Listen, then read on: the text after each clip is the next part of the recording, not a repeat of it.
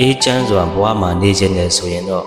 ကိုယ့်ကိုပူလောင်စေတဲ့အရာကိုယ့်ကိုလောင်မြိုက်စေတဲ့အရာတွေကိုလွတ်ချနိုင်တဲ့တတ္တိရှိမှရမယ်။ဘဝမှာအေးချမ်းခြင်းနဲ့ဆိုရင်ရှင်တွေကိုပူလောင်စေမဲ့အရာတွေလွတ်ချတတ်လာရင်အေးချမ်းလာပါလိမ့်မယ်။အပူပေးတဲ့သူတွေအပူပေးတဲ့အရာတွေမရှိတဲ့ရုပ်မှာပဲဘဝကိုရှင်းတတ်ပါ။စိတ်ညစ်စရာတွေမတွေးတော့တဲ့အခါ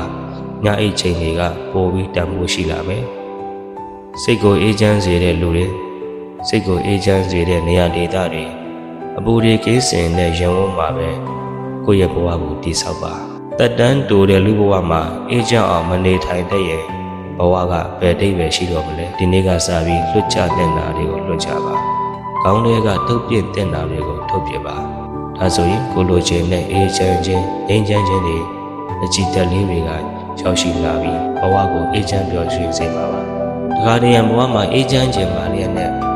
ပူလောင်တဲ့အထဲကိုမှဝင်တိုးချင်နေကြတယ်လွတ်ချလိုက်ရင်အေးချမ်းမှန်းသိပါလျက်နဲ့လွတ်ချနိုင်တဲ့တတ္တိလေးတောင်မှမမွေးခဲ့နိုင်ကြဘူးဒါဆိုရင်အေးချမ်းခြင်းတွေရလာမှာမဟုတ်ဘူးဒါကြောင့်ကိုယ့်ရဲ့ဘဝမှာအေးချမ်းခြင်းနဲ့ငြိမ်းချမ်းခြင်းနဲ့ဆိုရင်